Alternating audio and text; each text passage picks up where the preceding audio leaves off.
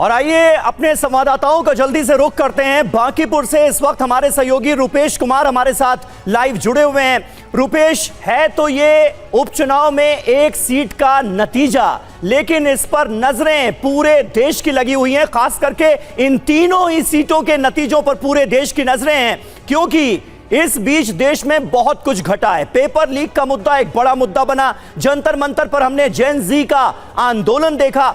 बांकीपुर से आप हमें क्या जानकारी देना चाहेंगे? और यह बड़ा महत्वपूर्ण है कि पिछली बार से यानी 2025 से इस बार की अगर तुलना करें तो 7%, तकरीबन 7% वोटिंग कम हुई है। यह क्या बता रहा है? देखिए, वाकई है तो ये एक सीट का चुनाव, एक सीट का रिजल्ट आने वाला है, लेकिन इसका मायने मतलब बहुत बड़े हैं। हाँ। सभी पार्टियों के लिए, जितनी सियासी पार्टियां हैं, खास करके बीजेपी, जनसुराज और आरजेडी, उनका बहुत कुछ या सब कुछ दांव पर लगा हुआ है। भारतीय जनता पार्टी बांकीपुर पूरे बिहार में बीजेपी ये मानती है कि ये उनका अभेद्य दुर्ग है, किला है, 1995 से लेकर अब तक। अगर यहाँ उनकी हार होती है तो उसके इतने बड़े मायने मतलब निकाले जाएंगे कि यूजीसी को लेकर के या फिर अभी नीट पेपर लीक को लेकर के जो जेनजी का गुस्सा है उसका ये प्रकटीकरण दिखेगा।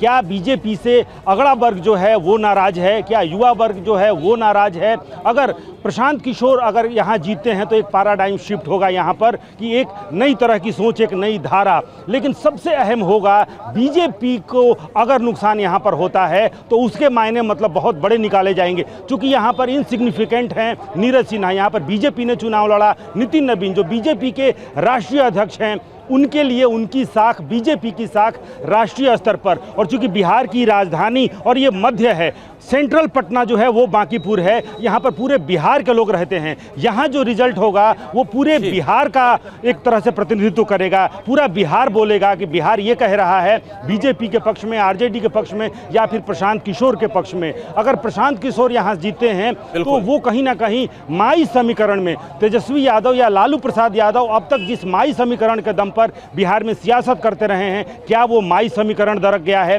वो एक आगे की राजनीति की एक दिशा तय करेगा। तो बहुत कुछ इस वक्त तय होना है बीजेपी के लिए। सबसे अहम बीजेपी के लिए है। प्रशांत किशोर के लिए उनके अस्तित्व की लड़ाई है, उनके लिए कुछ खोने को कुछ नहीं है। प्रशांत किशोर के अस्तित्व की लड़ाई इसलिए क्योंकि एक बार उपचुनाव हुआ और उपचुनाव से ही उन्होंने चुनावी राजनीति। एक बात और है रुपेश, एक बात और है। हर्षवर्धन त्रिपाठी जी भी यहां पर मौजूद हैं। हर्षवर्धन त्रिपाठी जी, ये ब्राह्मण वोटर्स जो हैं उन पर भी इस बार खासी नजर है, क्योंकि भरत तिवारी एनकाउंटर केस के बाद, जिसके बाद यह माना जा रहा था कि भाई ब्राह्मणों में एक तरह की नाराजगी है, ये पहला लिटमस टेस्ट होने जा रहा है। साथ ही साथ सम्राट चौधरी की सरकार के 100 दिन पूरे हुए हैं, तो उनके 100 दिन के कार्यकाल का भी एक टेस्ट है। आप इसे किस तरह से देखते हैं, इन दोनों मुद्दों को? जेन जी का तो मुद्दा है ही। देखिए समीर भाई, वैसे तो ये अच्छा है कि कोई भी चुनाव हो और जितना कुछ चल रहा हो सब मुद्दे जोड़ दिए जाएं। हाँ। तो ये एक मतलब टीवी की बहस के लिए अच्छा होता है। हम लोग भी इसी सब तरह तो बात करेंगे। ये चुनाव सिर्फ और सिर्फ भारतीय जनता पार्टी के राष्ट्रीय अध्यक्ष की छोड़ी हुई सीट पर, क्या भाजपा उस अंतर को 50,000 के आसपास से मुझे लगता है जीते थे, वो अंतर बरकरार रख पाएगी क्या?